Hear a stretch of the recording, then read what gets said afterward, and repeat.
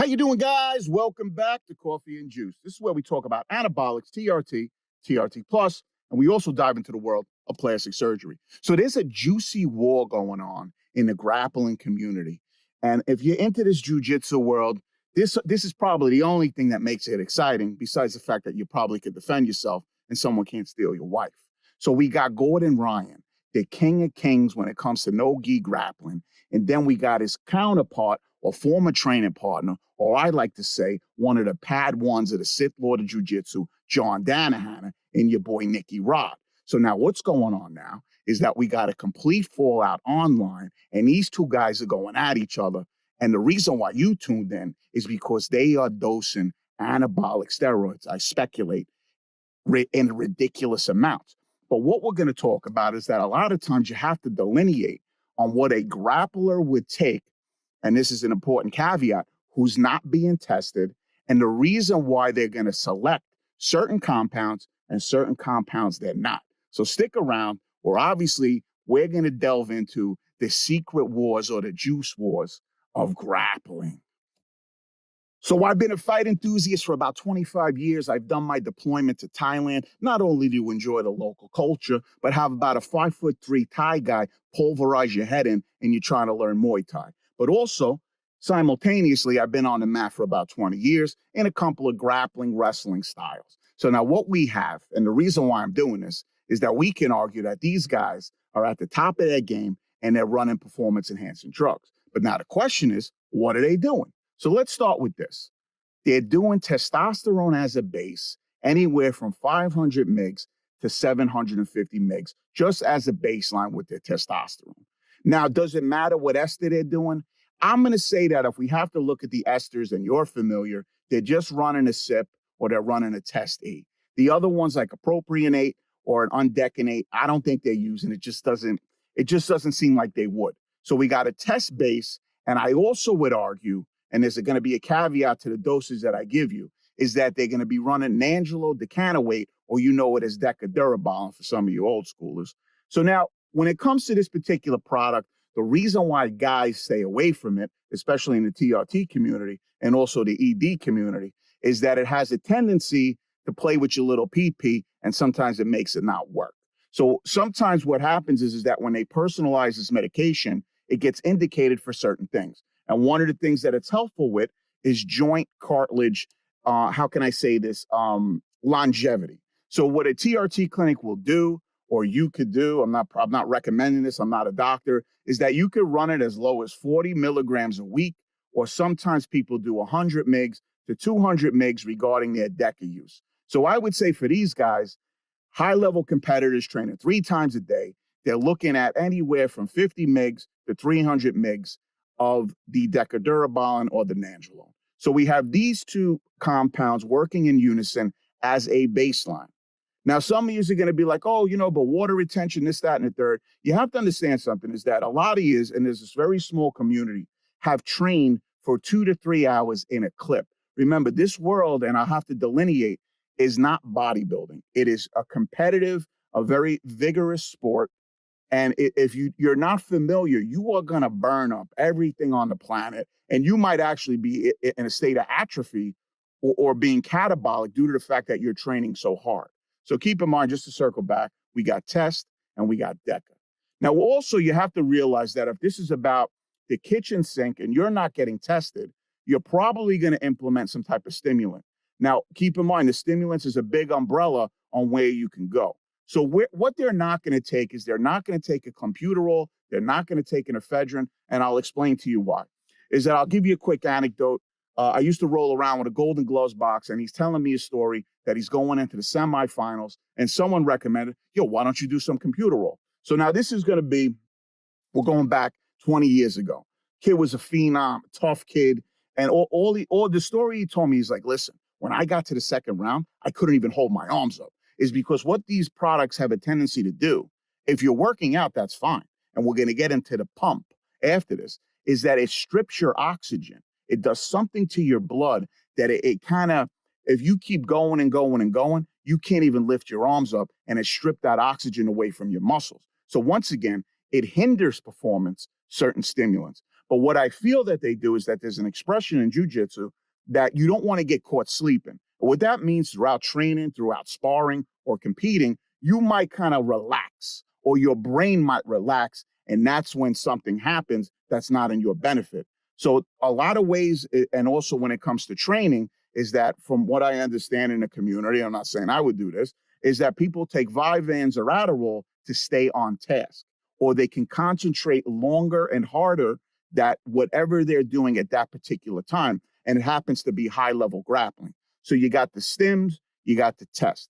Now, when it comes to overall anabolics, this is where things are going to get a little variable because only you know, and only these guys know that we're talking about that are having this beef online. Once again, their aesthetics are great, and it's going to be interesting to see what happens. But I feel that Gordon Ryan will win. It's just because there's a maturation process there. But once again, you never know.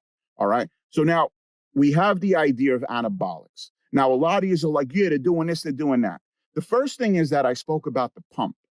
If you are too pumped while you are grappling, here's the dilemma, and I'll give you a couple of things.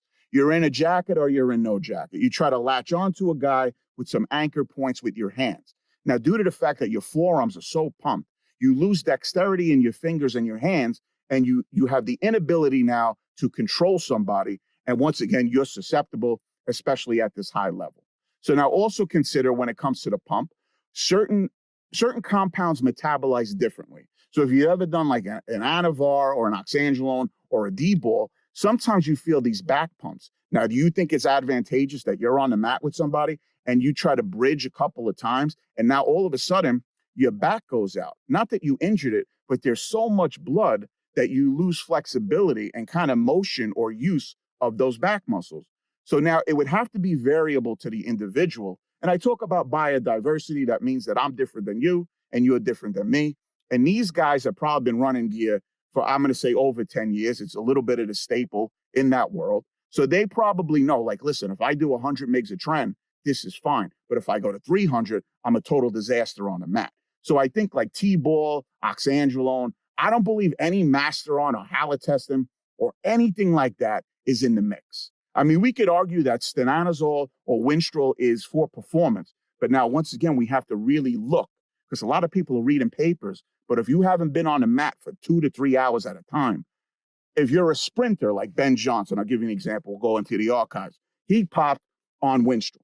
So now he was a sprinter. So now maybe for that short acting explosiveness, that particular compound worked for him. But all I'm trying to say is that if you're on the mat and it's about putting yourself under less tension and being soft like jujitsu is that you might, that compound may not work for you. So all I want to say is that when it comes to the anabolics, keep in mind, if they give you too much of a pump, no good. If they make you inflexible, which means that your muscles get so binded and tight, it's not for you. So let's move on to the next one. And it's a little bit of an interesting space, at least I think it is. And we're going to talk about peptides. So let's see. So the world of peptides is going to be tricky, and I'll tell you why.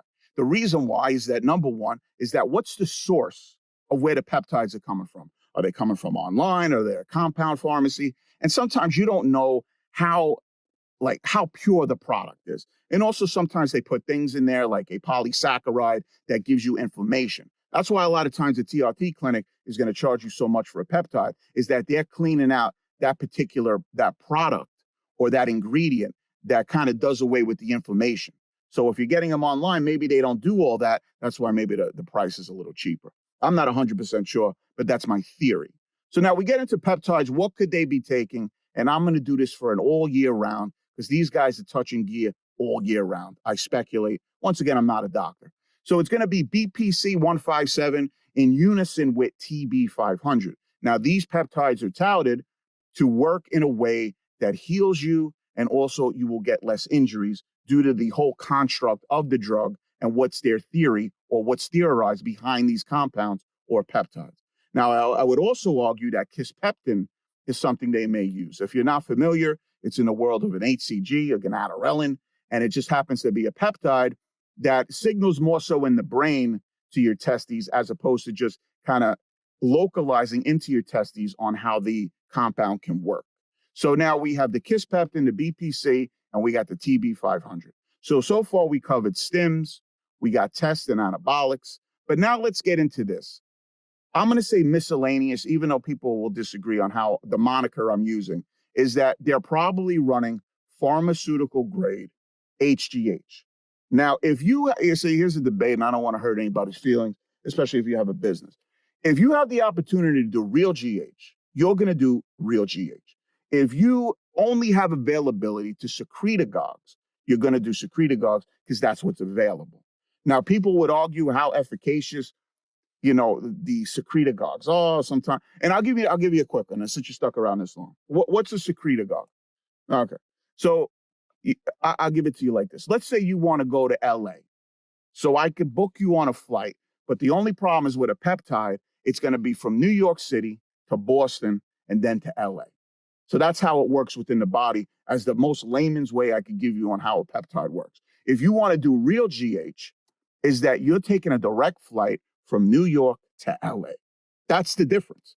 So once again, you're getting it for sure one way, and the other way, you're hoping that you metabolize it, or the body works in a way that you get something out of the particular compound. All right. So you got HGH pharma grade if it's available. Also within this community of MMA and grappling, there's IGF-1 that gets used because it goes undetected and people find benefit in it. And I've used it. I liked it. It was okay, but it depends on what your goal is. All right. So now we can move to the CEO or EPO, and we're going to talk about EPO. Now, EPO, once again, is very expensive. You know me, I'm always talking about money. And also your accessibility to EPO may not be there unless you're in a certain community and you know certain people. Okay, that's all I can say about that. So now what else could they be doing? Well, I mean, to be honest with you, just to circle back, it could be whatever they've tried and they were successful on, and it did not hinder their performance, it did not give them a pump, and it did not injure them, is probably the selection process of grappling drugs. Now, we could delineate, remember, these conversations can bounce around, is that if you're a guy who throws punches and kicks exclusively, and then if you're a guy who wrestles, you might select different compounds. All right, so look, Gordon Ryan, Nicky Rod, are they Natty? We could speculate that they're doing some dabbling, but at the same time, what's their selection process and why was a little bit of the crux of this conversation. So look, I hope you got something out of it. You tuned in because you saw two muscled out guys, probably in baby oil, and you love wearing spandex and going to jujitsu because you get to roll around with guys, and then you make believe that you left your groin protection at home because you want to get a little frisky. But either way, listen, thanks for tuning in and enjoy the online battle.